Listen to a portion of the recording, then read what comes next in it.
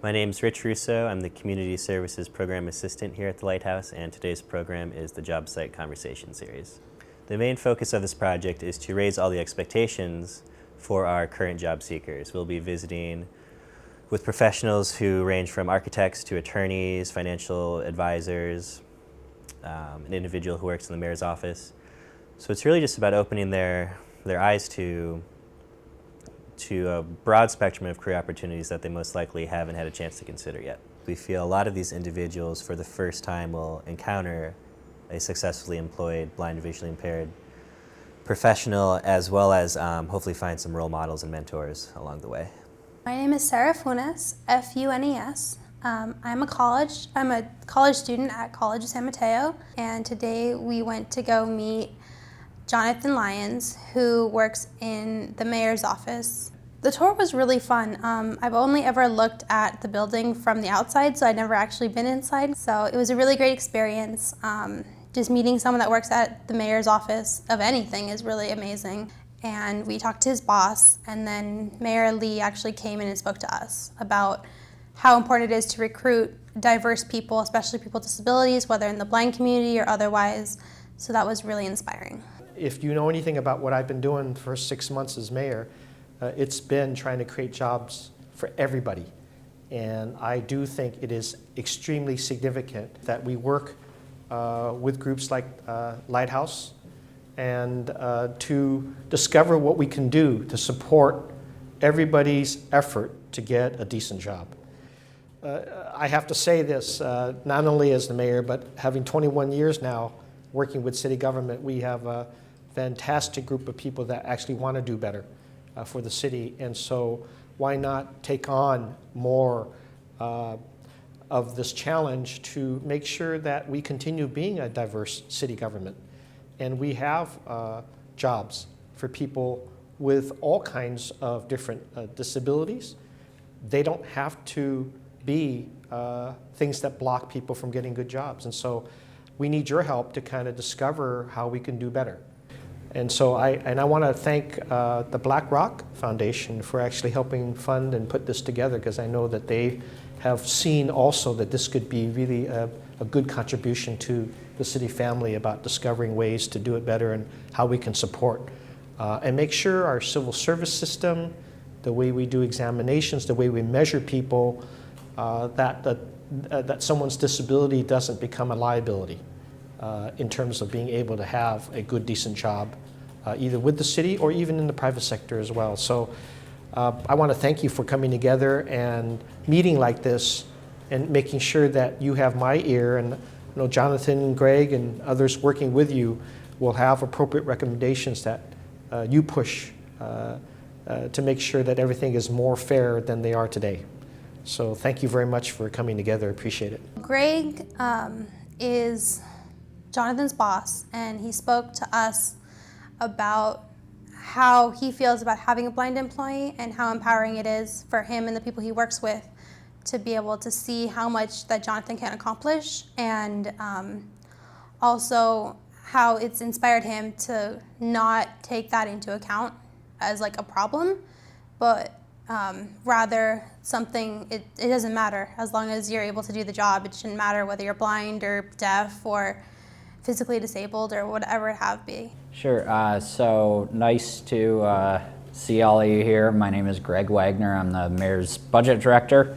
I've been in the mayor's budget office for, this is about 5 years actually. I've been working with Jonathan now for what, 4 years? Almost 4 years. Very quick and to the point. My name is Jonathan Lyens, obviously. I currently work here in the Mayor's Office of Public Policy and Finance. I am a Fiscal and Policy Assistant. You know, I remember when we hired Jonathan, it was sort of a new thing, and you know, there were, I think we were all impressed by his resume and impressed by what we could do for him. But you know, there were questions about how does this work? You know, a lot of times you find people, in my experience, that, you know, while being open and being accepting, they may have never met a blind person before, nonetheless worked with one. You know, so they're experience with blindness a lot of times, falls to rumor and folklore and, misperceptions about, what they think a blind person can or cannot do. The first day meeting Jonathan, where I saw him sitting at his desk working on JAWS, and I could hear the verbal interpretation of what was on his screen, and I was like thinking to myself, I was like, wow, how does this work? What is going on? And Jonathan was like, if you have any questions, you could just ask.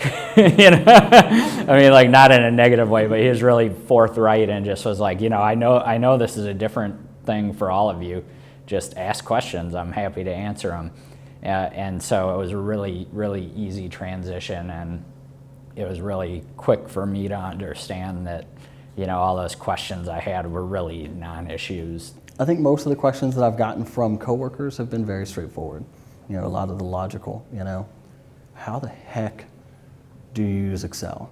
And it's something that I think every job seeker, blind or otherwise, needs to be okay with. I've seen a lot of people, a lot of, other blind folks that are coming up and, trying to find jobs just like all of you guys are, that won't answer these questions, and it was actually, Brian Bashan, the Lighthouse CEO, that gave me this line, and I've used it ad nauseum. I used it in that, in my interview for this job. At the end of the interview, I said to, both of the women that were interviewing me, hey, look, it is obvious to everybody in this room that I'm blind, and I want you to know that I'm comfortable with my blindness, and I want you to be comfortable with it too.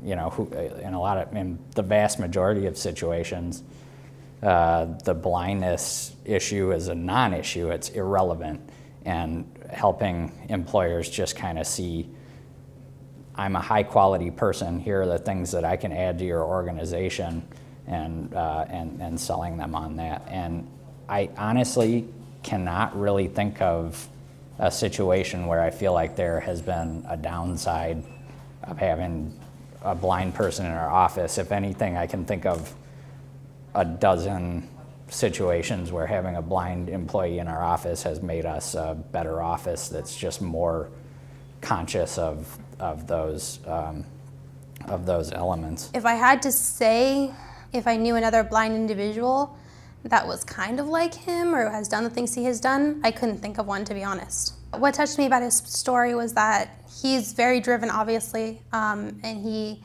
knows what he wants out of life, and he's not afraid to go out and get it. I know a lot of people, disabled or not, would be intimidated to work at the mayor's office and actually know the mayor of San Francisco and just really persevere to that goal. And I really admire that. And for someone like me who wants to go into public office, it's really important for me to know these people and to get to know them and know that there are other disabled people that are working in positions in like a city or a state.